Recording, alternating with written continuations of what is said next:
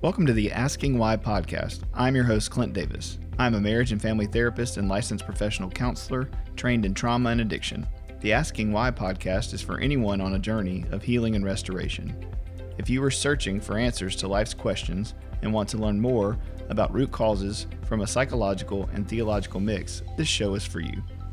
In this podcast, myself and a co-host from Clint Davis Counseling and Integrative Wellness will interview guests on a wide range of topics in order to get down to the heart of the problems facing our world and understand why things happen and how to change the world and ourselves for the better. Want to learn more tips and tricks to living a healthy lifestyle? Visit us at Clint Davis Counseling and Integrative Wellness on Facebook and Instagram. If you want to meet our staff or book a speaker, go to clintdaviscounseling.com. Thanks for listening and be sure to subscribe today. All right, episode 7, Andy Bond, welcome. Glad to be here, man. Yeah, glad to have you.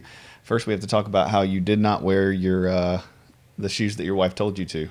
Yeah, she picked my shoes out for me because she gives me a hard time, tells me I wear grandpa shoes everywhere. So she sent me here with my nice Tacoma boots that have been worn about 4 times. And they're sitting in my truck. So when she watches this, she's going to be really disappointed that I have my grandpa shoes on. But they're not Velcro, so I'm a step ahead of some grandpas. That's true. If they're comfy, and that's all that matters at this point in life, right? Built for comfort, man. That's right. So shout out to your wife and her attempt to dress you well. But yeah, Michelle does what she can. Yes, we know. So tell us a little bit about, this episode is going to be on first responders. For anybody listening, we're going to talk a little bit about what it's like to be a firefighter, to cover the general idea of first responders, what kind of training you get, those sort of things, so that the community has more understanding, empathy for those who serve on the front lines every day in crisis, and who, a lot of times are forgotten. I mean, obviously, if there's a huge event, you have tons of fires right now over in California. Mm-hmm. It seems like half the United States is burning. And, 9/11, these things that firefighters got a lot of accolades for, and rightly so. But I think to talk a little bit more about what the day-to-day looks like, and then ways that we can help as a practice and people can help as a system to change, how they support firefighters, first responders in general. So, yeah, I hope people enjoy it. So tell us a little bit about who you are and what you currently do. Okay. My name is Andy Bond. I'm currently a certified pastoral counselor here on staff at CDC. I've been here 4 months and love it. Awesome. And so before that, you were a firefighter. So tell me a little bit about, how you became a firefighter. Okay. I got on the job in 2006, and it was a lengthy process. I got on the first time that I applied. You kind of got to go through your certain steps. You got to start with a civil service test that every firefighter, every paid firefighter in the state of Louisiana takes. You have to take that test. It's pass-fail, so 75 is as good as 100. So that helps with the, amount of applicants, and that's where you start. And no matter where you are on a paid department, that's where it begins.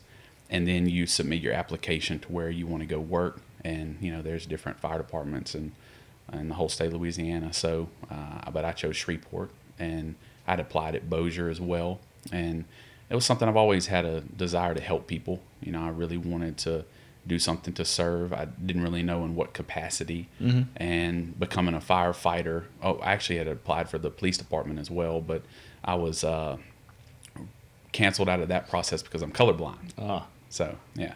So it worked out good, man. But I enjoyed it. I was on the Shreveport Fire Department for 9 years, and wouldn't change any of it. It helped me to become who I am today. So why did you become, you said you wanted to serve people, so you kind of had this idea of service like police officer, firefighter. Why do you think that is? Mm-hmm. Why do you think people choose to be firefighters for the most part? Yeah, I think it starts with a calling to serve. You have to have a heart for that, and not everyone does, and that's okay. We all have different gifts and abilities, and, to become a firefighter for the amount of money that you make, or a police officer, or the military for that matter, anything where you have a life or a career of service, we all know they're not compensated properly. It's low paying, but you do it because you love it. And, once I got on, I learned so much. I got on at such a young age. I was only 22. Mm-hmm. So I, messed around in college a little bit, and then just decided that's the path I wanted to take. Okay. What other benefits, I guess, other than serving, did you see as being a firefighter? The schedule was great. You only work 10 days a month, but when people hear that, they think 10, 8 to 5 days a month. But you're at the station for 10, 24-hour shifts a month. So the schedule is great because you go in at 3 p.m. This is how Shreveport does it, but you go in at 3 p.m. and then you get off at 3 p.m. the next day. So there's a lot of off time. A lot of guys work side jobs, but the really good part is on days off. So at the end of that 10 shifts or 5 shifts, which is a 10-day period, you get 6 consecutive days off. So essentially for every 10 days you work, you get 6 days off, which is pretty good gig. Right. But you're working 10 full days. 10 full days. Right. And once you get to the station, you're there for a full 24 hours. And there's some flexibility there. If something comes up and a kid's got a ball game or, you want to go to an award ceremony, they accommodate that. But for the most part, for that 24 hours from 3 p.m. to 3 p.m., you're at the station. You sleep there, you eat dinner there, breakfast, lunch, and it becomes a part of your life. So the schedule was very appealing because on Shreveport's schedule, one vacation was 22 days long.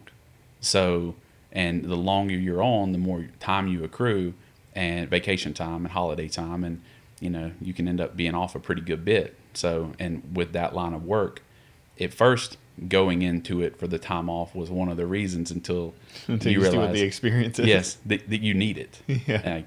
You need that 6 days off. Right. Like we used to joke that if there were 6 shifts instead of 5, we'd all quit. Right. And some departments don't do that. Some departments do 24 on, 48 off, and that's their consecutive rotation. Mm-hmm. And I think Shreveport, they nailed it, with 5 on and then 6 days off. Yeah. Well, backtracking a little bit, what do you have? You said you have to take a test, right? That's kind of pass or fail. But what else do you have to do to become a fireman? So after you pass the test and you submit your application to whatever department you want to get hired on, you wait for a call, and then you start their hiring process. Each department has its own process. Shreveport, you start with that, and then there's some other tests you have to take. There's one called the TABE test, which is the test for adult basic education. So once you've passed civil service, one of the first steps in the hiring process is you have to take the TABE test. And then once you go from there, you have to do interview process. You have to do 2 interviews. Then you have to take a psych evaluation, which I know we're going to talk about in a little while. And then you have to take a polygraph. So it's a pretty extensive process. I mean, you don't just, it's not like going and applying at some regular 8 to 5. I mean, there's a lot that goes into it from the time you actually take your civil service test to the time you step into the fire training academy. I would say on a fast pace, it would probably be maybe 6 months to a year. So, and your score on your test stays good for, I believe, 18 months. Mm-hmm. That may have changed. I've been gone for about 5 years now, but yeah, it's a pretty lengthy process. Okay. I know one of the things that has been for you is that through that firefighting journey and through being a first responder, you definitely had what we would say a lot of trauma. So can you talk a little bit about what the experience overall was for you? Maybe surprises, things that were difficult, just kind of your story of being a firefighter. So you got signed up, and then you became a firefighter when you were 22. What's kind of like a regular day, and then take us through what that looked like for you. Okay, so when I got hired, August 1st of 2006 was my first day in the training academy, and it's out off of Greenwood Road here in Shreveport. And you go through basic for, I think it was almost 18 weeks is what it was, to where at that time you're on from 8 to 5. So you're learning, you're going out. Prior to that, I had taken my EMT class out at BIPSI to get prepared for when I got hired. Mm-hmm. Now they teach EMT basic during the academy, but in some departments, it's good to go ahead and have that because they don't have the ability to teach it. Like if you're in one of the fire districts or something like that, it could potentially give you a leg up in getting hired. So for from August until December, I was in the basic training, and that's where you learn, they teach EMT class, you learn your basic firefighting skills. There's a burn building out there, and you learn how to operate the truck. So it's a good time. You do a lot of strength and conditioning, running, getting prepared for it. So that's where my career actually started. And then once I left there, my first rotation was. And how much of that, not to cut you off, how much of that is, so a lot of that's preparing to be a fireman, right? Before you even start. Yep. You're practicing all the drills and all the strength training and all the things to be able to do the work. How much of that is like mental training?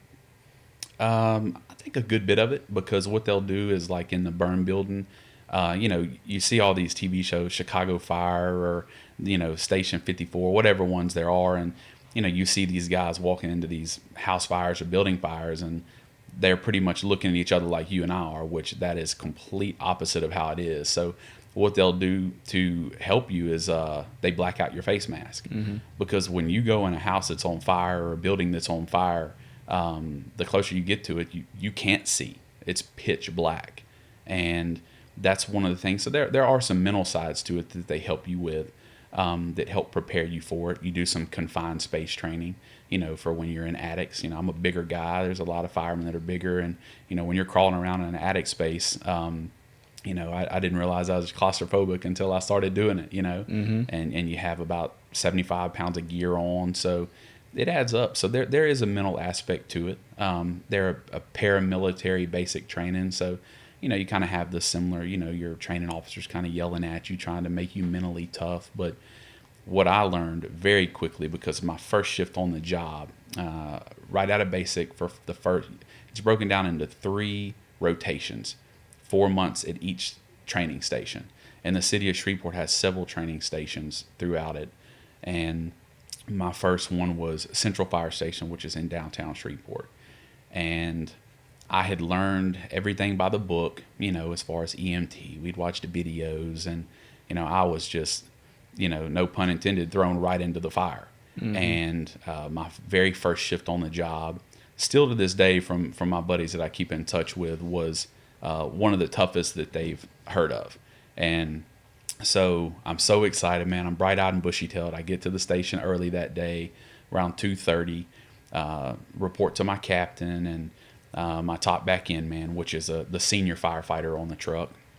And it was a slow shift to start. And the reason I start with this one is because it's what kind of set into motion everything that led me to this point today.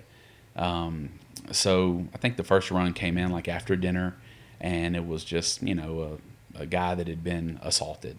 But and I'm thinking, okay, like this was at like 7:30 p.m. So I'd been at the station for about 5 hours thinking, oh, okay, it is like TV. You just sit around all day. Right. I had no clue what that 24 hours was going to do. It changed my life. So. Well, you said the first one was somebody who was assaulted. I think that's something that people don't know or think about when they think of firemen either, is that they don't realize, like, you guys go to a lot more than just fires. Absolutely. Right. We pulled snakes out of houses. I've been called for a raccoon in the house. You name it. If you call 911, the fire truck's going to show up. Right. And there's domestic situations, yes, violence. Absolutely.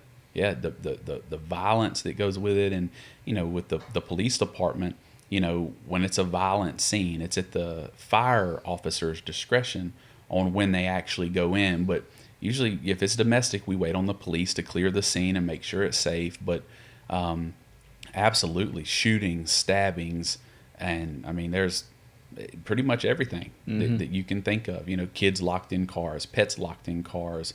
It's not just fires, which most guys who get on think that's what it's going to be like. Is, oh man, I'm gonna be in fires all the time. Well, I think the last stat I heard is somewhere around like 75% of calls are EMS calls. Mm-hmm. Chest pain, heart attack, difficulty breathing, etc. Oh, I know. We've had to call the fire department a couple times on, situations that, with my kid swallowing a quarter, or, like you're calling 911, but they send the fire department. Like, yep. You don't know who to call. So you're trying to figure out what to do. Yep. And it's not that you want the fire department to call, but that's who comes. That's it. So and that's why most firemen are kind of a jack of all trades. You learn it as you go, because there's things that you get to and you're like, wow, they like you called 911 for this, and but one of my training officers, he taught my EMT classes, Chief Lewis Johnson, and he said something when I was in that class before I ever got on the fire department that really stuck with me throughout my career, is that to that person who called 911, it was an emergency. So even though we may not think it is, because it gets kind of monotonous at times, you know, I mean, you can only go, you know, so many times with picking up and helping up an elderly person who fell, and it gets that, but that's an emergency, you know, and not all calls are deemed emergent, but, you know, for the person who's calling, they're in distress and they need help, and they're looking to whoever shows up. Right. And so going back to that first shift, that night, we had a 2-alarm fire. ML Bath caught on fire. It's like right next to the Phoenix Underground. Okay. So, man, it was just wild. So it's a downtown building. Downtown building, old construction. You know, so it was a busy shift. I think we had I had my first code, and that's when someone, you know, dies. And it was in the casino. I remember like it was yesterday. So, I mean, I'm sitting here within the first 12 hours because, you know, the first 5, I was like, oh, this is slow. This is going to be, you know, this is nothing to this. And then immediately it's just like boom, boom, boom. So we made that first code, and I was like a deer in the headlights, man. I was pretty much in the way. You know, I'd never, you know, you do your practicals when you get your training, but there's a difference between what you learn in basic versus being out in the real world. And that's why, you know, so much of what you learn is on the job training. And it's very important. And you learn from the guys that have seniority. You know, you have, you know, from your assistant chief to battalion chiefs to battalion safety officers, captains, engineers, senior firefighters, and then rookies. So, I mean, there is a good hierarchy in place to help learn, because you can only learn so much reading a book or watching a video. And then later in that shift, this was when I will honestly say my life changed. It was right at relief time. We had been up all night long. And a lot of people don't know this. Like the firemen sleep on twin size mattresses. And me, I'm a bigger guy. There's some other bigger guys. But if you can imagine sleeping on a twin size mattress 10 nights a month, it's not the most comfortable. You know, and I'm not saying firemen deserve Tempur-Pedics, but you know, there's some very tough nights sleep at the station. I mean, well, I think but I do think that you could say that. Like, you could say that you guys who are out there doing these hard jobs that nobody else is doing for the masses who are taking all these calls should have the best quality stuff. Like, you should have Tempur-Pedic. Like, we should be able to have a system in place where there's funding to pay you guys to do the things, just like we talked about with policing. Like, there needs to be funding for those things. And I think you saying that, you know, nobody wants to complain. No fireman, no military, no first responder, cop, whatever is going to be like, oh yeah, I need a Tempur-Pedic, right? I mean, like, well, we got this. But the point of even having this discussion is for people to realize, like, you guys are doing this really hard job that's very few people are doing statistically to take care of the rest of us. And yet you're having to sleep on a twin mattress that's uncomfortable during the shifts in which you're supposed to be first responders. Like, you're supposed to be responding to crisis with your A game. But you might have just gotten out of a 4-hour rest that was restless, and that, you know, your back hurts and you didn't sleep well and you're falling off. And absolutely. And that's 4 hours is on a good night at some stations. I mean, there's some where they don't even make their beds because they know they're not going to get in them. But you also got to factor in there's always firefighters on duties at stations. So that bed's not just getting slept in by one person 8 hours every day. That bed is slept on by 3 different people constantly. So, I mean, I want to say I was on for 9 years, and we got new mattresses twice. And these are beds that are everyone sleeping on every single night. So constant use. And that's something I'll talk about here in a little bit. It's station life. But going back to the run, it was right at relief time. I had hopped on the rescue truck. So City of Shreveport has 2 rescue trucks, Rescue 1 and Rescue 9. One's at Central Fire Station. One is at Station 9 in Cedar Grove.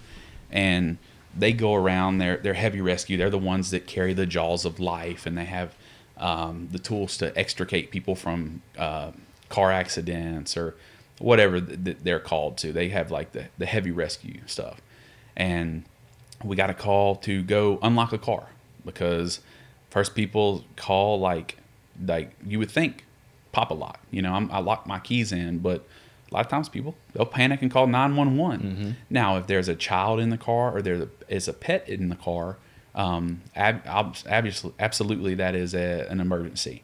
But if neither of those are in there, and you just lock your keys in, we're gonna, at that time we'll tell you probably don't have to call pop a lock. We may try and get it up for fun, but if there was someone in there or something, that's different. So we had headed. It was down Arrow Drive in downtown.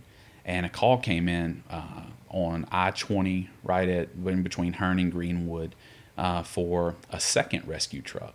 So, which is not that uncommon, but rare enough to where if they're calling for a second rescue truck, something's going on.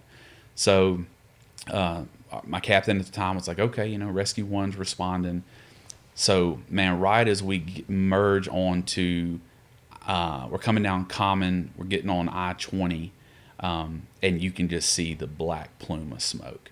And so we get there, we're riding up. We were the second rescue truck called to the scene, and they were trying to get an 18-wheeler had ran up on the back of a Lincoln Town car. Mm-hmm. And, I mean, it was just a massive fire going on. And we get on scene, and now this is, again, my very first shift on the job. And we'd been up all night. I'd already had one code, 2-alarm fire, which having all three of these things in one 24-hour period, it happens, but it's highly unlikely. It's not common that you have this type of critical runs. You're going to get them throughout the course of your time, but not all in the first shift. Mm-hmm. So we get on site, and again, first shift, I'm just sitting there in the hip pocket of my top back end man, a guy named Will. And there was a baby that was trapped. So they had already extricated the mom and the dad, and the baby was in the back. And, I mean, the 18-wheeler was literally sitting in the front seat of this car. And I just remember hopping off of the truck, and I know they didn't expect much from me because in a situation like this, you're kind of, hey, rookie, sit back and watch. Yeah, stay out of the way. Yes, and I was glad to do that. But I'll never forget the look on a guy named Captain Paul's face. He had his index and his middle finger in the smallest area possible, trying to do CPR on this infant as they were trying to fight back the fire around him, trying to get this truck off of this car so they could extricate this baby. And long story short, the baby ended up dying. And I'll never forget my top back end man at that time. His name was Will. He grabbed a yellow blanket off of the truck. And, if you see someone covered in a yellow blanket, when you're passing an accident, that means it didn't turn out well. That you're going to have to wait on the coroner, and it's sad, and I'm, again, very first shift on the job. And that was probably my first experience with trauma. Mm-hmm. And I did not realize how much that one shift and that one run contributed to PTSD that showed up later. Mm-hmm. And I remember sitting on the side of I-20 on the guardrail, and I was literally sobbing because I was thinking, is this what every shift's like? Like, is this what it's going to be? Yeah, and, like, there's no way I could do this, right? Yeah, no, absolutely not. And I remember two guys sat beside me, and they put their arm around me and said, man, we've never seen somebody have a first shift like this. And I guess I came out of the gate strong, I mean, I go from, code to alarm fire to a pediatric, trauma code that we didn't even end up working because, the baby was dead. So it was tough, to be a 22-year-old kid seeing that kind of stuff. And again, going back to earlier, no matter how much training you do, no matter how many videos you watch, the first time you're out there and you see something like that, it does change you. Mm-hmm. And that was tough. That one stuck with me. I appreciate you sharing that story, and I want to we'll keep going, but thank you for everybody listening that's a firefighter for doing that and for being there and for carrying that burden for the rest of us. So, you know, that people can sleep at night and be safe and realize that people are on call to show up for your emergency, whether they feel like it's one or if it actually is one or not. So I appreciate that. One thing we talked about with policing, and you're saying it too at the same time, and Greg, he kind of said it's like no matter what, and military, I mean, in my experience with being in the Army, like, yeah, there's no amount of training to some degree that you're going to get to deal with death, right? And from a Christian perspective, death is, you know, kind of the anti-gospel. It wasn't God's design for us to die. So when we see it and it happens, it stirs up everything in us that's opposite of what God intended which was for us to live forever.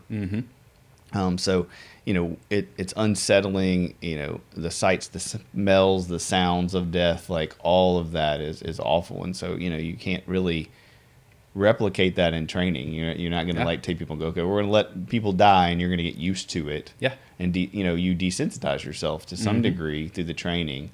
Yeah. But then still on that first time, you know, there's nothing like it. I mean, you can do drills to get shot at. You can do drills to run into fires and see dead people, you know, but then when you experience it, it is overwhelming.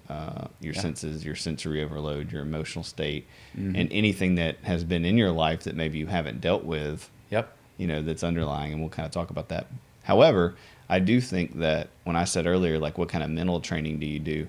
I do think that for most first responders and most things in general, pastors, counselors, you know, we don't get a lot of conversation about what this is going to be like emotionally, right? You don't really talk about that. Was that kind of the same in the fire department? Yeah, absolutely. And, you know, when you sent me last night kind of the stuff we'd be going over, and you asked about a mental evaluation, and I got to thinking, like, you get the one when you first get on the job, and that's it. You get an annual physical, but never again do they give you another psych evaluation to follow up. So it's like once you're in, you're in. And the thing about the trauma is what I've learned through my experience and then going back to get my certification is like it's not as simple as that. You know, you have to reevaluate the mental side of it. And you know, guys they try, but if you're on for 30 years and you only had one psych evaluation, and you hold all that in, man, it eventually is going to come out. And that's where, you know, it plays a big role in it. Yeah, and I think we have to think about, like, what does that mean you made it 30 years? Like, you know, did you make it 30 years and are you still married? And do you have good relationships with your kids? And do you have, you know, alcoholism or depression or anxiety or some mental health disorder? Like, you know, evaluating these jobs and these careers as first responders, and in general, I mean, this is about society. We're just using, you know, firefighters as the lens to look through. But the importance of establishing like good routine and good, you know, consistent care and awareness and systems in place. This is not firefighters' problem. This is the system in which they fall into's problem. Right? This is America's problem, in my opinion, that we're not even aware that mental health is supposed to be taken care of on a regular basis. Because when you said that, like, you know, so many people say that, well, we got a psych eval. Yeah. Oh, I'm a pilot. I got a psych eval. Oh, I'm a cop. I got a psych eval. It's like, well, what does that mean? Yeah. You know, like, you sit down with somebody who doesn't know you one time. They ask you a list of questions. You answer them as honestly as you're going to. And in some ways, you don't even know if you're lying. Right? You don't even know. I mean, so many people in counseling come in and say, no, I have no trauma. You know, and then we get into 5-6 sessions and it's like, oh, you've had like so much trauma, and they don't even know that it's trauma because it's so normalized in our culture. Absolutely. And I know we've talked about it before, but, you know, I know that so many experiences of firefighters, they come in before they even join the fire department or the police department or a first responder's job, and they already have their own. They've been through child divorce. They've been through abuse. They've been through, you know, conflict and alcohol and drugs and all the things. And they come to the force or the service, you know, network in which they're going to come to. And nobody's like, okay, let's talk about all these things and let's help you heal from some of those. And then this first year, we're going to work on that so that when you integrate in, you got kind of a fresh start. Yeah. Or an awareness of what triggers are going to happen and come up for you. You know, based on the past trauma that you've had. Absolutely. But of course, you know, that's us as counselors saying it, but the goal is for people to really think it's not as cookie cutter and black and white, as simple as everybody was healthy. They joined the fire department, and now the fire department traumatized them. Yeah. It does, Mm-hmm. but it's on top of whatever. Yeah, it just adds to. Yeah. You know, because I think just about everyone has some sort of childhood trauma, something that happened. And I want to go back real quick before I forget about, you brought up the spiritual side of it, you know, and as far as like that wasn't God's design for death and the way that we, you know, suffer now because of that. Mm-hmm. And, you know, as a first responder, and I can only speak to my experience as a firefighter, but there's a lot of things that you see that make you question God. You know, if you go in like me, and I didn't have a strong faith, I was raised in church, and I checked off all the boxes, but it wasn't until I was 35 that I actually met and started following Jesus. And, you know, for my entire firefighter career, you know, I had I was kind of angry at God, you know, because I didn't understand. I mean, when you go into an apartment and you see a 2-year-old that's been beaten and raped by her uncle and she's dead, you know, when you get back to the station, you're laying there thinking, man, what kind of God allows something like this to happen? Mm-hmm. You know, and that happens, unfortunately, more than you would like. I mean, when you see a child shot in the head accidentally, you know, and you're just thinking, how does this happen?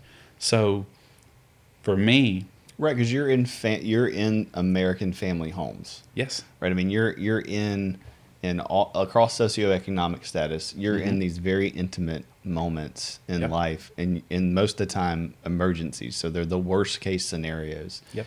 You know, and you get to see on some level just how bad things are. Mm-hmm. You know, not just from a fire emergency, you know, situation, but from a systemic family systems relationship, right? Because all of these things are relationships. Yep. You know, these things that you just described that are horrible, they come out of broken relationships and broken people. Mm-hmm. And so your day in and day out vision is how bad things are, Mm-hmm. not how good things are. I mean, I'm sure they have their Yeah. moments, but Yeah. a lot of times the majority of what you're going into is crisis, not celebration. Absolutely it is. And, you know, sitting back and I look and think of all the runs I had, like the difficult ones. And again, I keep backtracking because there's things I'm thinking of as we You're go. And talking about like not being able to replicate it in training. Like there is no way that you can ever replicate the screams of a mom who you just told her infant is dead. Mm-hmm. You can't. And that stuff sticks with you. You know, you make a run and you're hanging out. I mean, you can literally go from buying groceries to cook hamburgers and french fries at the fire station to 3 or 4 minutes later, you're standing in someone's worst moment of their life. Mm-hmm. And then at the end of that run, you're supposed to just get back on the truck and head back to pick your groceries up Go make burgers. and cook. Yeah. And that's what ends up happening. But there's a lot of things that just can't be replicated. I mean, there's screams that I can remember that I'm just like, oh my gosh, like it's hard. Yeah. And it all ended up coming to a head with me. You know, it brought me down, you know, which I needed to be, you know, and now I have faith and I follow Jesus, and you know, I've learned to not ask why, because I'm not going to get an answer. But those are things that as citizens and whoever's listening to this, whether they're the Shreveport Fire Department or your local fire department, like having an understanding and empathy for what the police and firemen do. Because I don't know of hardly any other professions where you can go from asleep at 1:13 a.m. in the morning in a fire station to at 1:20 you could literally be running into an apartment fire to save some children. I mean, there's not any other profession like it, because even the cops work either 8 or 12-hour shifts. But as a firefighter, you're living there, and it takes its toll. For sure. So tell me a little bit about that toll and kind of what it took on you. Finish that story. You know, that was your first night, but obviously through some of the stories you said, you said how long? 9 years. 9 years of those stories every week. Yeah, yeah, and there were times where, you know, I had gone to. You can work at different stations. In Shreveport, there's 22 stations, one of which is the airport, which you have to have certain qualifications. But I worked at each of the stations, and not all shifts were that way. I don't want people to think that every shift is as bad as that first one was, but they can be, because even at the downtime, at Well, let's just say every month. okay, every month. Right. I mean, at least every month you're going to have some of that stuff, right? Absolutely. Yeah. Yeah. I mean, people die every day, Right. and someone has to be there to help the families and to make and answer those calls. So it was, Well, I think what you're trying to do is, we've talked about this, is minimize trauma too. Like, for firefighters that are listening to this or their loved ones, it's like we don't really want to talk about how bad it is because what? Because you don't want to appear weak. You don't want to appear like you're being dramatic or you're being whiny. You signed up for it. Mm-hmm. Like this was your choice. You don't have to be a firefighter if you don't want to. Yeah. Like these are things that people say or at least think to minimize the experience. they do. But the fact is someone has to do it. Yep. And those things are still happening. And if no one does it, those things are going to go unchecked. And that makes it worse for everyone. It does. And I would think a lot of those people who have that mentality have never been on the phone with the 911 dispatcher and waiting to hear those sirens. Right. When you're, again, in the worst moment of your life and you can't wait to hear those sirens in the distance for help to show up. Because when people are in crisis, they just want help. In those situations, they're just waiting to hear it. But going back to the toll it took on me, so in 9 years, I got, like every firefighter, police officer, I got plenty of stories, but it took its toll on me because I didn't have healthy coping mechanisms, and I turned to alcohol, opioids, pornography. I mean, I was doing anything I can to kind of feel good and take my mind off of the things that I had been exposed to. And, it wore down. I did a video that had come out a while back for a refresher for firefighters to watch. And it kind of, made its way around on Facebook here locally and, explaining the toll it takes on you. And I talked about carrying a bag around, and each bag, or the bag you carry around, each traumatic call, or in this case, it's traumatic events in your life, even if you're not a firefighter, is like putting another stone in that bag. And eventually it becomes too heavy to carry. And if you don't address the trauma, because there's no cure for PTSD, but you can manage it with talk therapy, and there are medications that you can take to help with it. But eventually, for me, August 5th, 2018, my bag finally got too heavy, and I literally had a breakdown. I ended up in the hospital. I started having panic attacks. I thought I was dying, and it was from not just 9 years of fire department trauma, but also when I left there, stress from my new job, family issues. I mean, it was a whole list of things that where I'm at now, looking back, I'm like, oh my gosh, that was so much trauma. How did you make it 35 years without having this type of breakdown? Mm-hmm. And it weighed heavy. Well, I think, that's the point is you didn't make it 35 years. Yeah. Like you were breaking down the whole time. Yeah. And people don't realize that, when you're in that and you don't see it and you're unhealthy and you're traumatized and you haven't recovered and you have no awareness of mental health, you have no awareness of taking care of yourself, good relationships, healthy boundaries, all these coping skills you talked about, then you think you're okay. Mm-hmm. Because typically you're measuring yourself against worse things. Yeah, absolutely. Right? You're like, oh, well, I'm not, smoking crack and murdering people, so I'm kind of okay. Like, yeah. We do that, whether you're military, fire department, first responder of any kind. But as you get healthy and you meet Jesus, if you meet a healthy person and you start measuring yourself against them, you're like, oh, wait, I'm way away from what a healthy person is and does and behaves like. Mm-hmm. And you start realizing that the gap between you and health is way farther than the gap between you and the thing that you think is so bad. Yeah. And there were times, that's spot on. I thought I was healthy, but I would be watching the news with my wife or my friends or my parents, and something just horrific comes on the screen. And they are all just like, can you believe something like that would happen? I'm like, yeah, absolutely.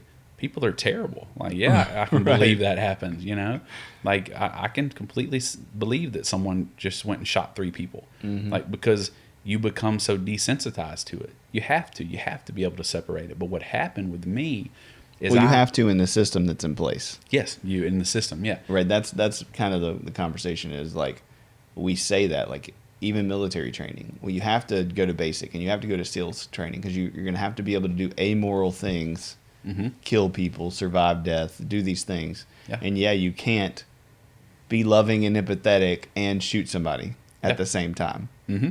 in the systems that we have in place. And so Yep. the whole idea of asking why and the podcast and having these conversations is to figure out, is there any wiggle room in that? Yeah. You know, is there a way to make it to where you can be a firefighter and a first responder and a police officer and it not be so traumatic? Yeah. To where you can kind of live in the in-between and see it and deal with it, but not have to disassociate every time Yeah. and over time to where you spend the entire time you're there, you're disassociated from your family and your friends on some level. Yeah. Right. And we're not speaking for everyone because some people might be out there just killing it and they're, Yeah. you know, maybe they don't have any trauma and they don't Yeah. disassociate. But I'd for like the to rest, meet 'em. yeah, for the Yeah. rest of us who have been first responders, you know, we know that's not the case. Yeah, and it does, because over time, when it's not dealt with properly, you lose that ability to have empathy or compassion. And, one of the times that came to my mind was we had a guy, it was my fifth shift. I was headed on vacation. It was 2:20 on the day I got off. So, like, my relief man was on the way. And a call came in for a self-inflicted gunshot wound. And at this time, I was at Station 22, which is like the slowest in the city, which is essentially the retirement home. You go there and you don't make a whole lot of runs. But so we get there and we pull down the street, and this gentleman had decided to take his own life, put a shotgun in his mouth and blew his head off, And what was crazy about it is his brother and his friend had just been with him all day, and he sent him to the store to go get hamburgers and French fries they were fixing to cook. And they come home and they literally have their Kroger bags in their hand, and he's dead. So I remember that this is kind of the beginning of when I realized something was not right with me, because I was mad at this guy. Not for what he did to his family, but because I was supposed to be getting off in 10 minutes, and he inconvenienced me by killing himself 10 minutes before my guy got there. And it wasn't until several years later that I realized, oh my gosh, what have I become? How did I get to this point to where I devalue human life so much because I don't want to deal with it, that I think to myself, this guy inconvenienced me by killing himself at 2:20 and not 2:40. That's how bad it had gotten. Yeah. And then the I guess I'll say funny part of that story is, so I was spotting a truck that same shift, that same run. I was backing the driver up, because you have to have a spotter as you're backing up the fire trucks. You have the driver backing up and you have a firefighter standing outside. I backed the driver into a mailbox. I had no idea. I didn't get off of work till 6 o'clock that day because I had to go take a drug test and a blood alcohol test. So it was almost like the universe, instant karma, you inconsiderate jerk. This people are suffering here, and you're literally mad. I cussed the guy out. I was like, I can't believe this bleep, bleep, bleep guy would do this to me. And, man, this was probably closer towards the end of my time there. Because, man, I was just a very fragile stack of cards just waiting to crumble. And it had all just compiled to where you just hop back on the truck and go back to the station and start watching your movie again. Absolutely. When I was in Katrina, it was similar, in a more confined, quick scenario. But, the first couple of days we were there, people were passing out and having all these issues. And, I'm trying to give them water and they're having seizures and I'm holding them while they're doing it. And after 3 days, 24 hours of every hour being that, I'm just stepping over people. You just become, you have to, in order for you to survive, you can't feel everything. Yeah. And then by not feeling, you lose that empathy. I wouldn't say that you dehumanize them. It's just they're not human anymore. Yep. Right? It's not that you don't see them as having value. It's that nothing has value. Yep. Nothing that doesn't have anything to do with you doing the next thing you want to do. Yeah. But then here's the thing, especially with firefighters and police officers, is at the end of that shift, I would get off at 3 o'clock and I'd have to go coach my son's baseball team at 5:30. Mm-hmm. So I just saw the worst things that people could imagine. And then I put my mask on when I leave the fire station. And that was if I didn't stop to get a 6 or 12 pack to go home and coach. Right. And then I go home to my wife and my family, and she's like, why are you not talking? I'm just like, it was a rough shift, because I have a very inquisitive wife, but I wasn't ever going to subject her to those stories. I mean, she knows now, because once I finally hit that wall and, my bag got too heavy and I started drowning, a lot of it came to the light. But, when you see a firefighter or a police officer out, most of them firefighters either cut grass. The guy who built this building is a firefighter. He's his dad was a fireman, but they all have second jobs. But you have to think, like, what has this guy dealt with? Because just in the last 24 hours or week, yeah. I don't think people think about it. No. I think people see firemen and just like, and I'm even guilty of that. Like we used to live in South Highlands, and there's a fire department at the end, and we walk our kids up, and they get, Grady and Jude want to climb in the fire, and I, you don't think, what do they just get out of? What did this fire truck just see? What did these firemen just do? And we're over there inconveniencing them, by letting our kid climb around in the car. But I will say this, having kids, because when you're away from your family, you don't mind, and especially if you're a father, you don't mind having kids come up. Like, they loved it. Yeah, all the fire departments were super awesome. That's why we kept doing it. I mean, if they would have been rude, I wouldn't have done it. Absolutely. But another thing, because we live in a society where everyone wants to complain, and they think about it, like, we would have people call and complain to either dispatch or the chief on duty that the fire truck was parked in the fire lane at the grocery store. Mm-hmm. Like, and people would say, who do y'all think y'all are parking in the fire lane? And like, you really want to look at them and go, like, you don't see the fire department logo here? Like, do you want us to have to run all the way across the Walmart parking lot if you're the one calling 911? Uh-huh. And they don't think about that kind of stuff. And I can't tell you how many times we were sitting in line at the grocery store, and some absolutely just mean citizen would go, oh, so this is what we're buying y'all to eat tonight, huh? Y'all are eating steaks on our dime?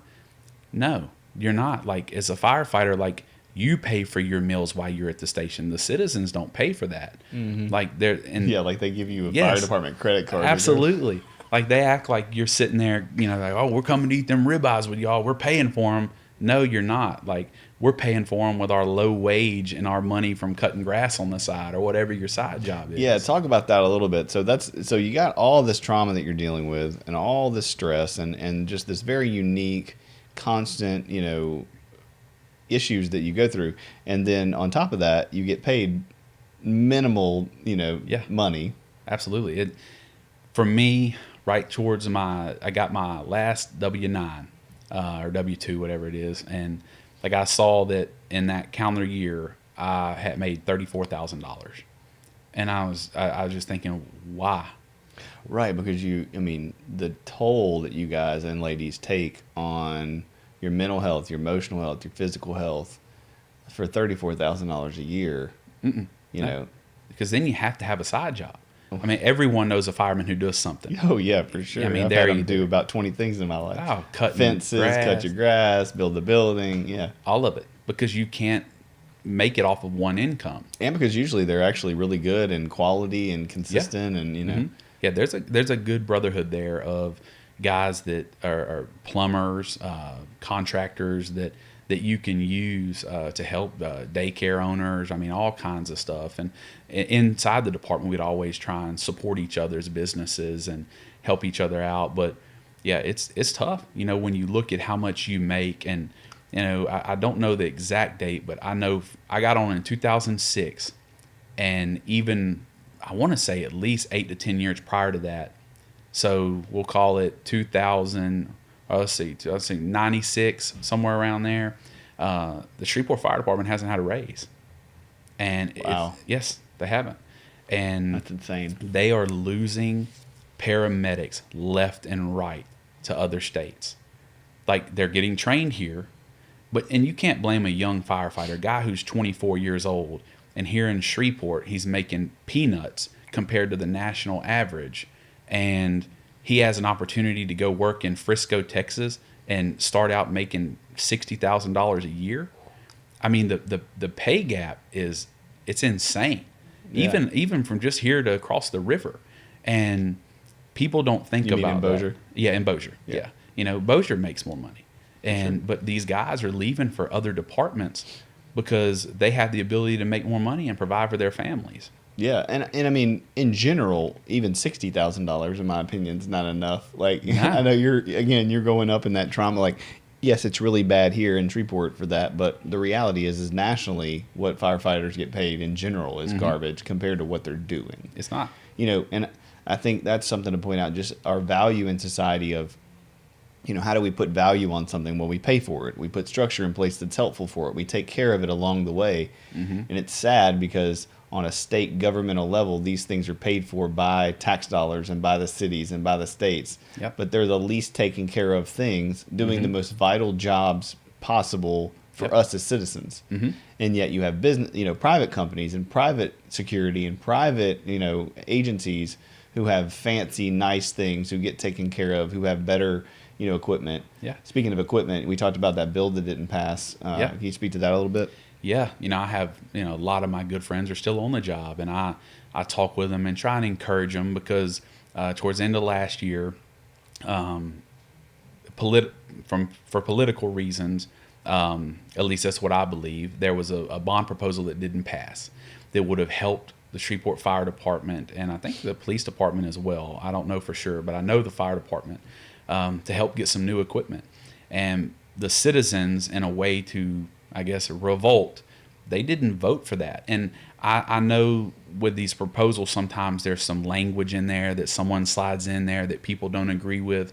But this one directly affected the Shreveport Fire Department and their ability to get new equipment and new fire trucks. Yeah, I think that was when it was on the same ballot with when Adrian Perkins won. Yes. Because I remember voting and being like, oh, this is super important for them Yeah. to get. But yeah, it is weird. I mean, when you're just the average person, you're like, I don't know what this means. So you Yeah. call somebody. I called somebody. I'm like, they're like, no, this directly. I think we were actually at the fire department with our kids, and they were like, Yeah. no, this directly affects Yeah. us getting new trucks, us getting new equipment, Yeah. us providing better care for everybody. Well, and actually, this one, the most recent one, was last year. Okay. I don't know if you remember when Mayor Perkins he wasn't going to allow Shreveport police or fire personnel over to the Trump rally. Oh, okay. And that was when, Oh, everybody was mad about that, so Yes. they didn't vote for the Absolutely. because they thought they were hurting Adrian. That's it. We're going to show Mayor Perkins, and we're not going to vote for this. When When it just really hurt all the people that they're absolutely, supporting. yes, it got so bad that buddies that I still have, they were having to buy their own paper towels for the station. Like Wow. they were having to purchase that stuff. And I get it. Everyone has their stance on politics. That's okay. That's good. That's our Sure. right as an American. But when you look at the people you're hurting by voting this down, the very people that are trying to come and help you, because I'm not kidding when I tell you there's fire trucks. When you see the white fire trucks driving around town, every now and then you'll see one or two, because those are the reserve trucks. Uh-huh. Those are literally the oldest reserve trucks. And I want to say they're like 30 years old. And they keep them running, because they're still going to answer the call. The shop's still going to bust their behind to keep this equipment going. But the people that affected, they had no idea. These families, it's a safety issue, because the Shreveport Fire Department does a dang good job with their training. I mean, they try and do the best they can with what they have to work with, and they're out there providing so many different services, whether it be the ambulance coming. There's 10 ambulances in the city of Shreveport, and but those guys, they need new equipment. So to make a political statement, we're going to bite the hand that feeds us, essentially. Yeah. That helps us, because I have been on the end of that 911 call waiting for someone to show up. And there's something about hearing those sirens when you're in an emergency, and it brings you, even if it's for an instant, a slight sense of peace. Oh yeah. And now, they're having to shut stations down sometimes because they don't have the manpower, because these paramedics are leaving to go work other places where they're doing the exact same job but making pennies on the dollar. Mm-hmm. And you can't blame them. It's crazy. No, you can't. So, talk to me a little bit about just daily life. What else, is difficult about being a fireman that we could, kind of address? I know we talked about finances. We're talking about the daily struggles of shift change, but one of the things that I was reading was, the divorce rate, the being a parent, like having to do all those things. Intimate relationships is another thing that, I've seen several firefighters, and it's one of those things where, in order to survive and function in this atmosphere, you get desensitized to all that. So then, like, that's not healthy. No, and that's something that I think the national, the divorce rate's over 50%. I think over first responders, it's over 60%.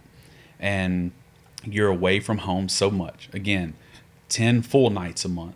Your spouse, whether it's, if you're a male or female firefighter, your husband or wife is a single parent, essentially, those 10 nights a month. They're picking the kids up without you. They're doing homework without you. They're going to ball games without you.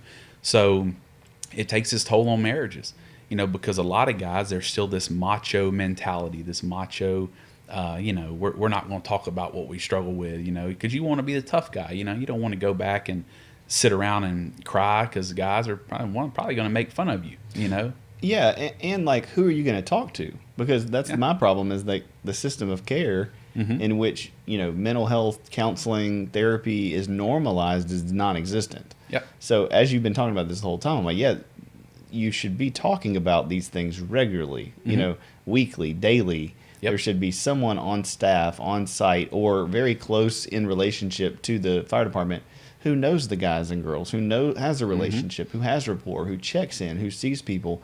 So then when, this person has this dead kid situation that they go through, they can say, hey, before next shift, you need to go see, the therapist process. No, it's not going to fix all of it. But just knowing that you can do that minimizes the traumatic effect that these things have to people. Yeah. Right. We know that through research, that knowing that you're going to have a therapist to talk to about the event you're currently in means you don't have to dump it on your wife. Yeah. You also don't have to hide it from your wife. Yep. You don't have to dump it on the other firemen, but you don't have to hide it from the other firemen. Yep. You get to go to a therapist or a counselor and talk and process, get it out. And then when you're at home, instead of being like, I don't want to talk about it because it was hard, you did talk about it. So now you either can talk about it or you can choose to not talk about it, but you're not sitting there depressed and anxious and irritable and suppressing. Yeah, absolutely. And that's something that, the fire department, again. I wanted to say, which leads to guys being, tough. So, it's not a downplay on men. Like, men didn't create this idea of toughness. Yep. I mean, we're responsible for our own accountability to how we share and how we become vulnerable.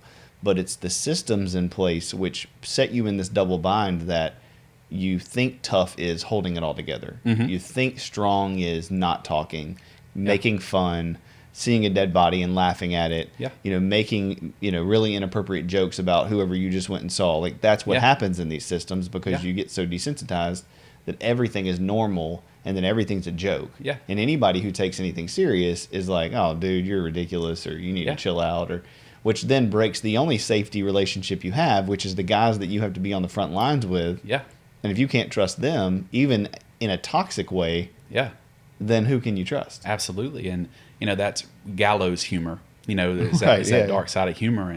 And I remember going back to, again, it was my rookie rotation, my second station, which was Station 8, which is at the fairgrounds. And we got a call. We were at the grocery store. There was 3 of us on the truck, and call came in for a hanging. And so we get there and we roll up on scene, and there's a lady in the front yard just losing her mind, right? And we get off the truck and like, what's going on here? Well, come to find out, this guy, he had decided to take his own life. He barricaded himself in. We get in there. There's nothing we can do. This was, again, my first year. I was just so, wet behind the ears. Didn't know what, I was learning, but I didn't know how to cope then. And I never learned to cope in my career, which led to what happened to me. But I remember the guy, his cell phone was ringing on the floor, and he was sitting there right in front of us, just hanging from the ceiling. And one of the other firemen acted like he picked up the phone and said, oh yeah, he can't come to the phone right now. He's a little tied up at the moment. And they're like in stitches laughing. And I'm sitting here like, what is going on? Like, this is funny to y'all? Because again, I'd only been on the job 5 months. Well, you fast forward 5 years, I was the one making those jokes because it's the way to cope with stuff. Yeah. And that kind of, those things are tough. And you've seen that. We've seen that in the media. And if the media could get a hold of one of those guys or this scenario, they would, hang them out to dry. Oh, yes. Right? I mean, they would, be like, these people deserve to be fired and they're awful, and look at the human, But it's not the point of this podcast is to explain to the general population, anyone who is put in that situation under those circumstances with no support, no training, no previous mental health assessment or support, no continued mental health support, Yep. no financial backing, terrible schedules, terrible, equipment that they're using to sleep on, to drive, to go to these things. Mm-hmm. The only way you can survive mostly is to function that way. Yeah. So when people get on their high horses and their cancel culture and these people are awful, Mm-hmm. like, you have to understand, that's the human condition. Yeah. That's just psychology 101. Yeah. We all end up being in there if we don't get out of that situation. Mm-hmm.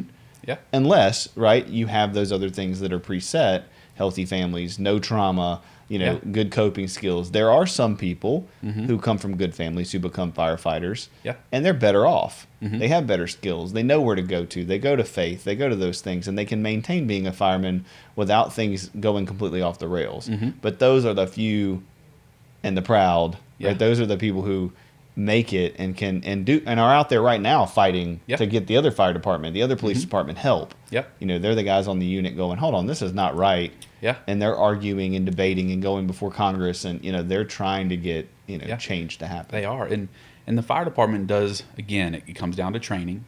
But who are you sending in to talk to these guys after they make a 5-year-old that has drowned, right? So then that just recently happened. We used to have what they call critical incident stress debriefings. And essentially, you'd have a bunch of guys. You'd all show up at one station. You'd have a chief there. You may have a chaplain. And you'd sit around and just talk about the run. And recently, there was a call. I was talking with a buddy of mine, and a 5-year-old had drowned. And they got together the next shift, and they didn't really talk about it till they got off that day. And as soon as they came back in, they all got together. And as soon as they got to the station and they were having their debriefing, the guy leading the debriefing said, okay, I want everyone in here. We're going to each take a turn and talk about what happened, what you saw on that run. So immediately they have someone whose intentions are good, but they're just reliving it. Right. No less than 24 hours afterwards. And unfortunately, they don't have the manpower to let someone have 24 hours off. And that's unfortunate. And the reason they don't have the manpower is because they're not able to pay them anything. It's not that the fire chief doesn't want to be able to hire people. A guy's not going to come work here as a fireman for $35,000 a year when he can go to Texas and make $50 starting out. Yep. He'd be crazy to. But a lot of them, they try and do the best they can at these CISDs. They'll have a chaplain show up, which is good. There were several times the late Darrell Tuberville showed up at the station, and man, I love when he would come by, and it was usually after a very traumatic run, and he would try. But again, that's when I was young and tough, and I was like, no, I'm good. And then as soon as I got in the truck at 2:30 that afternoon to go home the next day, I'd just be in tears. Yeah, I think it goes with the systemic change is that if you know that it's going to do any good, then you'd be more likely to do it. Because my question goes, as guys, and I was the same way, like, your instinct isn't, let me go share my problems. Well, you have to ask, why is that? Well, that's because there's a system in place that doesn't value it from top down. Yep. From the government down to the lowest man on the totem pole. So if we can change it, which I think people are trying to, there's a lot of information now on firefighter suicide, PTSD. There's been a lot of good work in the last, probably 5 years. I got to speak last year at the Louisiana Chiefs conference to all the chiefs, and I talked about trauma and post-traumatic stress. But those are Band-Aids on bullet holes, like we say. Like, it has to be a monthly, weekly. So I want to have partnerships. I want people to have partnerships in their local areas with counseling practices like ours, where they get a discounted rate for counseling, where they can have a weekly check-in, where they can go, okay, I got 3 shifts, or I'm on a 48-hour shift, or I'm on 3 days, or whatever it is. And after this, I'm immediately, within a couple of days, going to go in, sit down, process before I go in the next time. Absolutely. Because there's no way for us to make it perfect. There's no way for us to make traumatic things not traumatic. But we can certainly do a better job of supporting first responders, whether that's cops or firefighters, and making sure they're getting the care that they need. Yeah. Right. And so that when a situation happens and they sit down in this meeting, they're not expected to process right there in the moment. And we called it an AAR, after action review. We did a bunch of them, and it's like, yeah, and everybody's just laughing or making fun or making jokes or being sarcastic or poking fun at the one guy who's whatever. Yeah. And that's not safe. Nope. So nobody gets to, and when I mean safe is, when we're in this fight or flight, hypervigilant state, we can't get down into our emotions, which means we can't process out what we're really feeling, which is fear and loneliness and sadness and anxiety and shame. And so all we're doing as men and women is trying to just keep that going so we don't have to actually feel it. Yeah. But when you get into therapy and you're able to calm down and realize you're safe, then you can feel it. Well, then you process it. So when you go back, it's not there anymore. Yeah. Or it's very minimal. So then you're not putting stones in your bag, as you say. Yeah. You're taking these stones out and going, okay, do I need to carry this anymore? No, I'm getting rid of this one. Or let's break it up into smaller pieces, and I got to carry some of it, but now it's just dust and a few rocks at the bottom. It's not this huge chunk that I'm carrying around. Like, you can't go through life unscathed, but you can certainly go through life without, a ton of rock, of rock in your bag that you're having to carry by yourself. Absolutely. And I think that the guys that come around and try and help, when we have a tough run like that, and the chaplain would come by and he's like, guys, let me pray with y'all. And again, I'm at a different place in my faith now than I was then, because now I actually have it. But that's the last thing you want to hear. It's like, I don't want to pray right now. Like, there's nothing you can say to Jesus for me right now that's going to make this okay. This run that I just went on. And I think it just starts with the training. I know in Shreveport, I had the opportunity to go and speak at the academy and talk to some of the guys about my story. And the fire chief here in Shreveport is very supportive of the mental health. And actually, yeah, Bossier too. Yes, and they just passed, I think it was last year, to where they have PTSD leave. It's like you can actually, so the Shreveport Fire Department, and I can only speak to that one because that's the only one I worked on. You get 364 days of sick leave a year. So if you have an injury or an illness, you can be off 364 days. But as long as you come back for one shift, you could turn right back around and be off for another 364 days. And now they actually have a PTSD clause. But the problem is guys are abusing it. And I'm not saying that the ones that are taken off don't have some sort of trauma, but now it's like, oh, I don't feel like going to work for a few months. I'll just say I have PTSD. But they really, I'm not going to say that they don't. They use it for the wrong reasons. They're not seeking the proper treatment to help with it. Yeah, so that's what I was going to challenge you on. Like, I hear you, and I do agree that in all systems, it's kind of like talking about welfare and saying people are abusing it. Well, again, it's a systemic problem because there needs to be some accountability to using it. So if you're going to use it, you need to be going to a trauma-focused therapist. Yes. Like following up, doing some EMDR, knowing that you're using it to take a break, but also to build yourself back up so you can come back. So yeah, if somebody's using it, but they're not taking care of themselves and they're not using any services, time. We have this cultural saying of time heals all wounds. So I'm just going to take some time off. Well, that's complete garbage. Like, time only makes wounds fester. Yep. Unless you get in there and dig it out and clean it out and suture it up, it's not going to heal. But that takes work. Yep. And that takes a community. That doesn't, somebody's not going to do it on their own. A person who's actually traumatized and in this system that you're talking about, they're not aware enough of their body, of their emotions, of the trauma to go. They're just like, I need off. And I'll use anything as an excuse to get off. Yep. And then they use this this is great. I'll take 2 months, like you said. Yeah.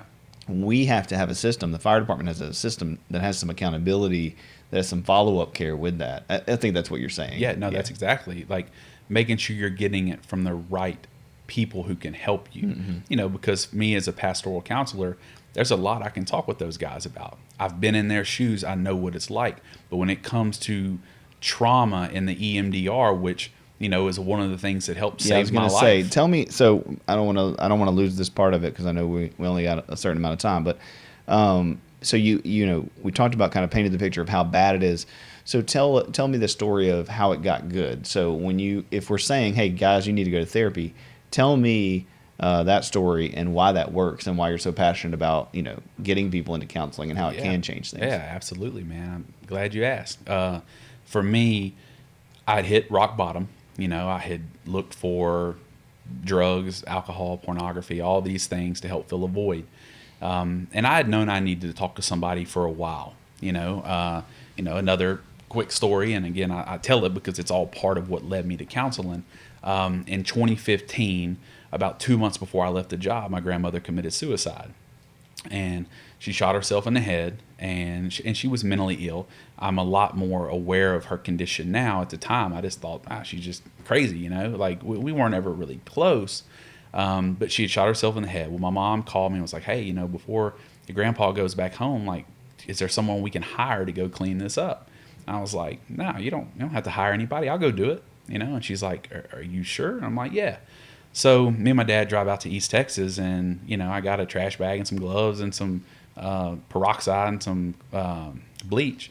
And I go in there and I just start cleaning it up. And my dad had gone outside, and I walk outside and I'm holding 2 trash bags in my arms. And he looks at me, he goes, are you okay? I was like, yeah, why wouldn't I be?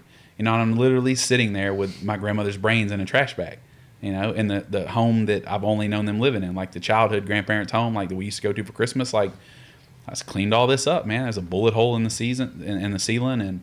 And that's really, that moment was very pivotal in the fact that I was like, okay, something's wrong. Like, I am not processing this. I have gone way too far.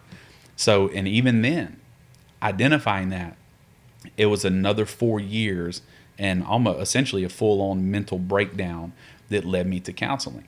So I had my wife call a local counselor here, and I didn't want to have to call in and make the appointment because I was still kind of like, I need it, but I'm a little too proud. And, I heard the guy on the other line. He was like, listen, I'm glad you're calling for him, but I need to hear from him.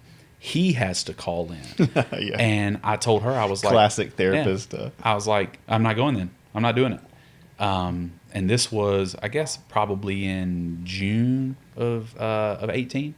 And things just continued to get worse. And August 5th was when I had my first panic attack. And that's when I was finally, okay, something's going on. I can't take care of myself anymore. The pills aren't working anymore. The marijuana's not helping anymore. Drinking doesn't numb anymore. Like, I'm literally dying here. Like, I would rather be dead than feel like this every day the rest of my life. I'd gotten to that point. I was thinking, okay, how can I kill myself and make sure my wife still gets the life insurance policy? Yeah. Like, I was planning it out. For sure. I read last night or the night before when I was looking up some stuff that 80% of firefighters have suicidal ideation on a regular basis. Yep. That means just they think about it. They're not saying I'm going to kill myself today. Yeah. But it's a very large majority of them think about it. Yeah. And it's hard not to when you're surrounded by death. Yep.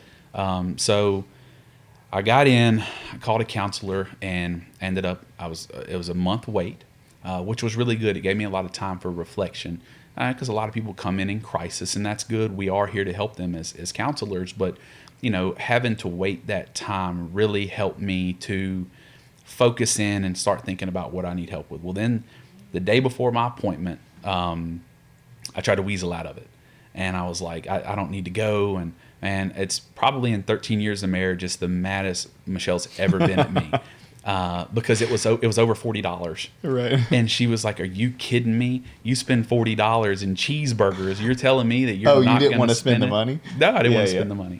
Because I thought insurance should cover it all, which I do think that they should, but that's a whole nother can of worms. For sure. When it comes to this stuff, they should take care of it, but we all know insurance and have our views on that. So anyway, I come in for my first session. I had no idea what counseling was going to be like. I thought it was going to be like in the TV shows where you have an old man with glasses with a piece of paper writing on it, and you're laying on a couch like a wounded puppy dog. And it was completely, and I'm not saying there are places that are like that, but that's not what I experienced. And it was then that the counselor I had that God brought into my life, there is nobody else that I could have seen that would have helped get me to where I am and get through it. Because even then I was still struggling in my faith. I was like, I don't understand why all this is happening.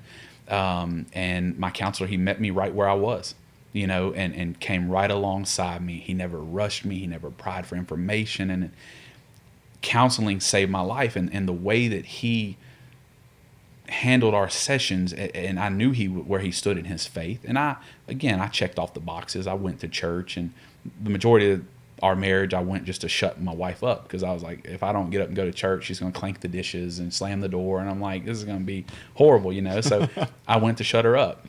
And then I'd be on the phone, playing fantasy football the whole time, waiting on the preacher to hush. so we could leave. So all this happened kind of around the same time, to where the Lord started working in my life, and He used my counselor to do that.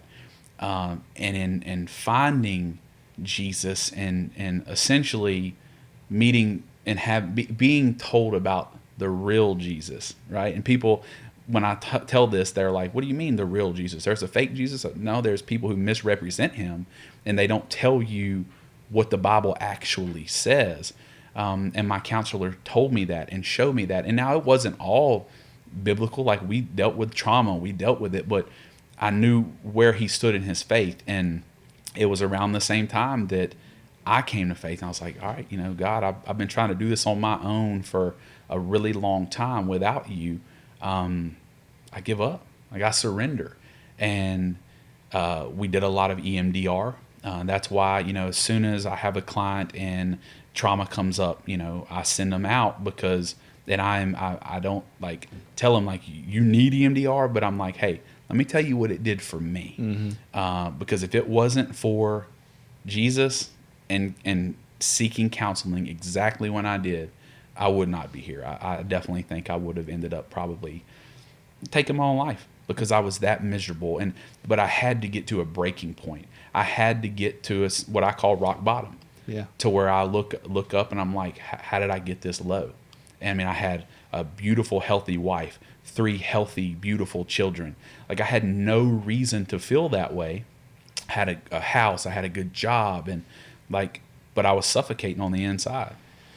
Yeah, man. I mean, you list those things off, and you do it now every day, and I do it every day, and that's the paradox that we find ourselves in America with everything, with anybody listening to this, and they're like, oh, that's my job, or that's my life, or that's my career. It might not be on the level of fire department, but it's certainly, we all have trauma and abuse and awful things we deal with. It may be an awful boss, it may be an awful spouse, it may be an abusive, relationship or situation.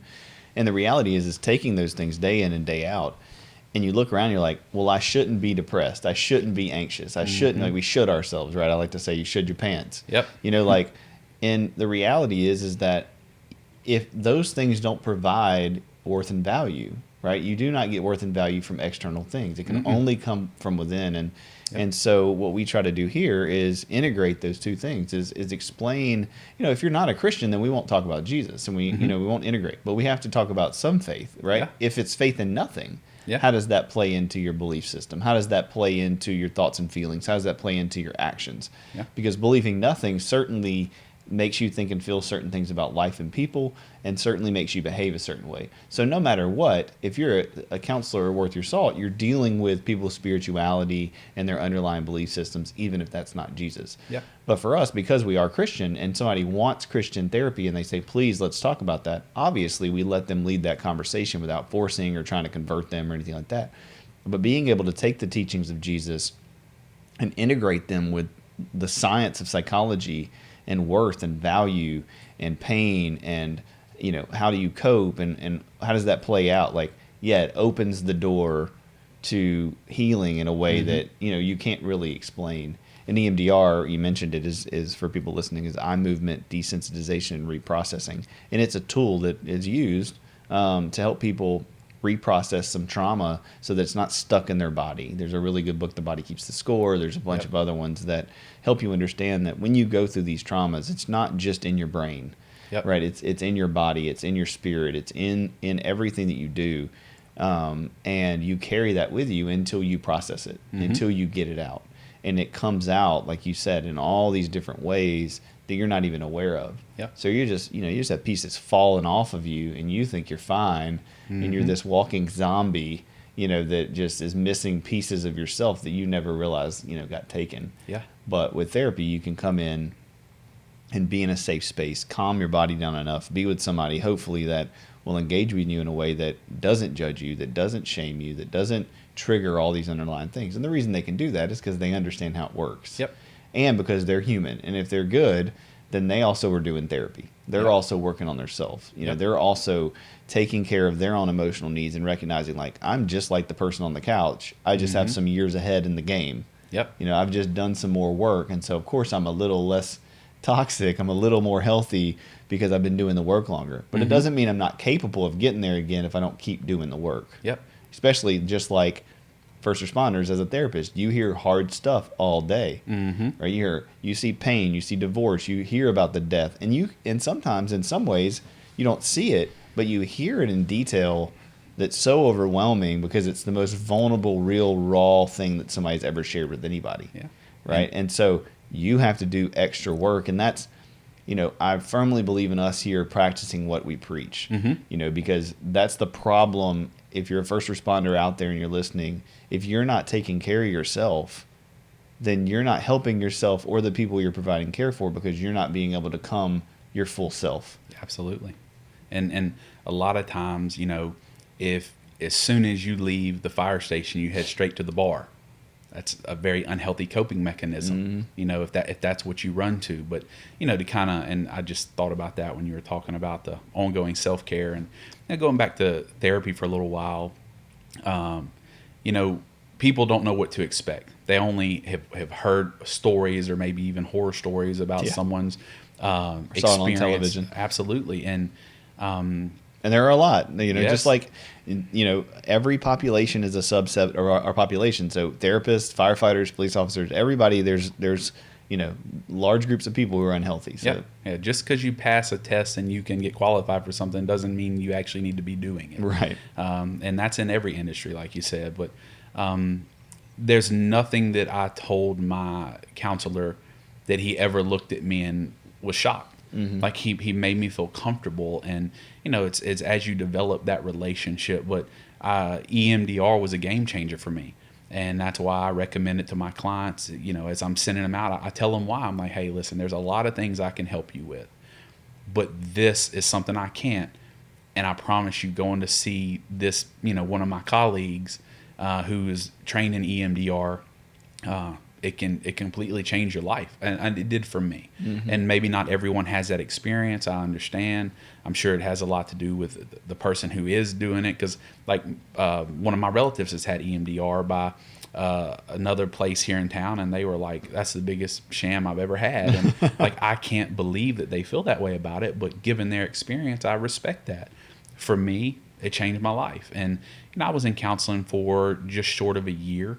And now I still, seek help, from people that I can confide in that are trained, and it helps because life is hard, man. 2020 has been very difficult for everybody, and I'm a firm believer that everyone needs someone to talk to. Like, my friends probably get tired of me saying it, and I'm just like, everyone has something they need to get off of their chest. And going back to the trauma, and I think I've heard you say this before, so I'm going to paraphrase, but it's, don't compare traumas.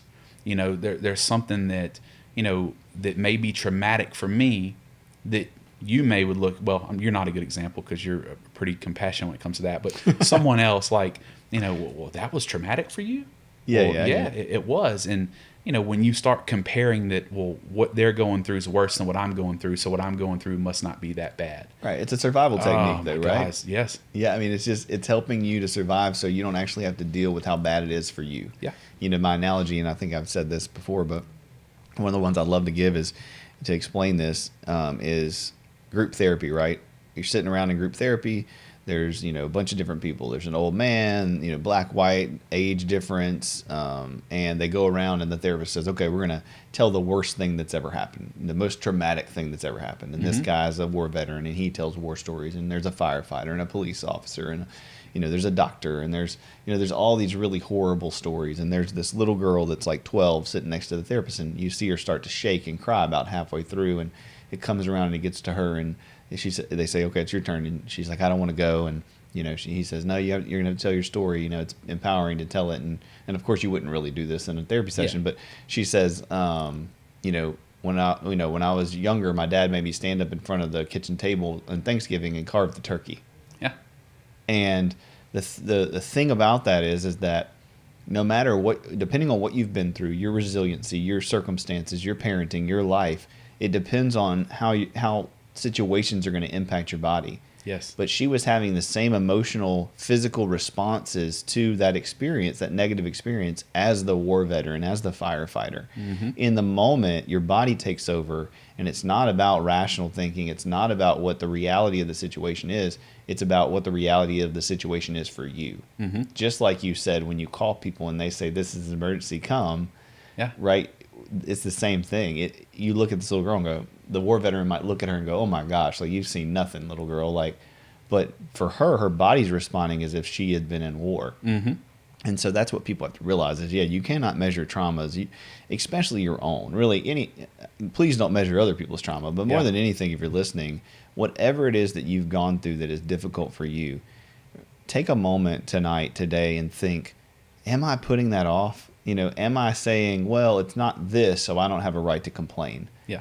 Because you do. And until you take ownership of that pain and that victimhood and that terrible situation you went through, you can't stop being a victim. Yep. And so we put these labels on ourselves and go, oh, well, it wasn't that bad. And then we act like a victim all week, and we respond to things poorly, and we have negative responses, and and we kind of play the victim card while never addressing the actual trauma and issues that we went through. And then it's on and on and on and on it goes. Yep. And so I think as firefighters, if people can just go, yes, it's not whining, it's not complaining, it's acknowledging what you actually do and what the problems are, and moving through those to be healthier, then we have some hope in our community. Because like you said, you guys are our friends, you're our neighbors, you're our fence builders, you're our carpenters. Yeah. We're interacting with you. So if you're not healthy, you're our soccer team coaches. If you guys are going through all of this and taking care of our families and being in relationship and being on the same pew at church, then it is affecting us. Because we have to rely on you to be our community. Yeah. And if you're about to fall apart or desensitized enough to go clean your grandmother's brains up and put them in a bag without feeling it, Yeah. then you're not going to be able to be there for us in our crisis in the way that we actually need. No. People can show up and they can put out fires, and that's difficult. Yeah. But showing up and being available emotionally, being present emotionally, sharing Christ in crisis Yep. is more important than anything else. And I think we flip that value and we think, well, what's valuable is these performing things, is having the house, is having the marriage, is having these things, is being safe in the external things and not internally being safe and secure. Yeah. And I think, kind of go back to the spiritual side of it, talking about, Jesus and what he can do. Had a guy actually this morning tell me this, and I thought it was just so profound. He said, if you lock yourself in a dark room and pray for a hot dog, you're going to starve to death. Right. And I thought it was great, because we have a part to play. So Jesus, can he do anything and heal anything and restore it? Absolutely. But he's not going to do for us what he's given us the ability to do for ourselves. It's like we have a part to play in it. And that's where seeking that help, asking, man, it doesn't make you weak. If you think it's strong and you're going on your second divorce and you don't have a real good relationship with your kids, but you're still considered tough around other first responders because I've been through some things, no, that's horrible. Like your world's crumbling around you.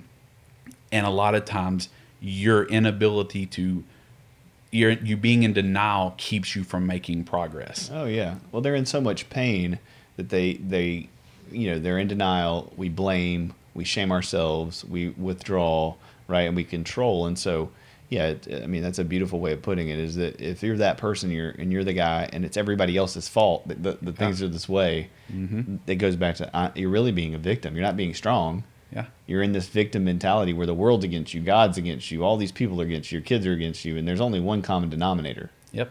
And the reality is, as the gospel says, that even in that, even at your worst, Christ is there for you, with you, can overcome those things that we have no ability to overcome. And so, if people are listening, just know that, there is hope, there is care, there is support. You just have to take the first step of reaching out. And there are people in this community who are available. And there are, I know I will tomorrow, if a fire chief calls me or a captain calls me and says, hey, we want to change this system, I'll be the first one, and I know you will too, to go over and sit down and have coffee and lunch and go, hey, What can we do? Let's figure out. Let's stop putting band-aids on things. Let's figure out how to change systems over time to where in 5 years in Shreveport and Bossier things look much different. Yeah. In 5 years things nationally look much different, and guys are less likely to commit suicide, less likely to get divorced, Yeah. more present at the job, because we have to put value in these people who are serving us. Like, you guys serve.